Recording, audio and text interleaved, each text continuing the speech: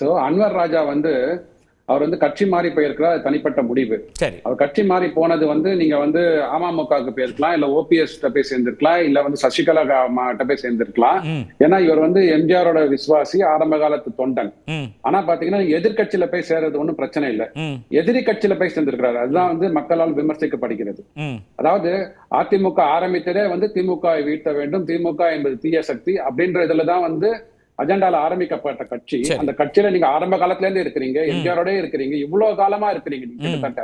அப்படி இருக்கும்போது தன்னுடைய எதிர்காலம் தான் வந்து முக்கியம், கட்சியின் எதிர்காலம் முக்கியம் இல்லை, கட்சியின் தொண்டர்களை வந்து நான் பார்க்க மாட்டேன் அப்படின்னு சொல்லிட்டு சார் கட்சி தலைமை எடுக்கிற முடிவு ஓகே இன்னைக்கு வந்து உங்களுக்கு வந்து கசப்பான மருந்தாக இருக்கும், நாளைக்கு வந்து அதுவே வந்து நோயை குணப்படுத்தக்கூடிய மருந்தாக இருக்குன்ற ஒரு நம்பிக்கையில இருக்கணும் சார். யாரா இருந்தாலுமே தலைமை எடுக்கிற முடிவு தலைமைக்கு தெரியாம வந்து அவருக்கு தெரியாதா கட்சிக்கு வந்து எது நல்லது எது கெட்டதுன்றது. இல்ல சார், தமிழ்நாடு அரசியல்ல நீங்க காங்கிரஸ் கட்சி எடுத்த முடிவை எதிர்த்து தமிழ் மாநில காங்கிரஸே திரு ஜி.கே. மூப்பனார் உருவாக்குறாரு. ஏன்னா தலைமை எடுத்துருச்சு, அதுதான் சரியா இருக்கணும் இல்ல.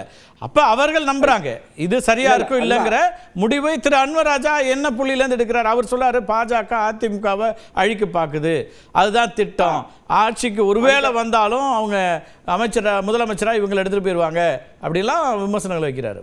விமர்சனம் பண்றாரு. அதுக்கு அவர் கொஞ்சம் கொஞ்சம் வரலாறை பின்னோக்கி திரும்பி பார்க்கணும். அதாவது இதுவரைக்கும் பாத்தீங்கன்னா அதிமுக என்ற கூட்டணி எதிர்கட்சியாக உட்கார்ந்த போது இந்த வருஷம் 2021 சட்டமன்ற தேர்தல் தான் அதிகப்படியான தொகுதிகள் வின் பண்ணிருக்காங்க. 75 தொகுதிகள். சரிங்களா? 66 தொகுதிகள் வந்து அதிமுக, 4 பாஜக, கூட்டணியா 75 இடங்கள்ல வெற்றி பெற்றாங்க. 75 தொகுதிகள் வின் பண்ணிருக்காங்க. இதுக்கு முன்னாடி வந்து அம்மையார் இருந்த போது கூட 69 தொகுதிகள் தான் வின் பண்ணாங்க. சரி. அண்ட் 2021 பர்ஃபார்மன்ஸ் நீங்க பார்க்கணும். 2021 பர்ஃபார்மன்ஸ்ல பாத்தீங்கன்னா திமுகவுக்கும் அதிமுகவுக்கும் இருந்த வாக்கு வித்தியாசம் இன்க்ளூடிங் அமமுக சேர்த்தீங்க அப்படின்னா வெறும் 2.5 லட்சம் வாக்குகள். நீங்க எப்படி சொல்லுவீங்க பிஜேபி என்பது ஒரு ஸ்பாயிலிங் ஃபேக்டரா இருந்ததுன்னு சொல்லிட்டு 2.5 லட்சம் வாக்குகள்ல ஒரு ஆட்சியை இழந்தார்கள்.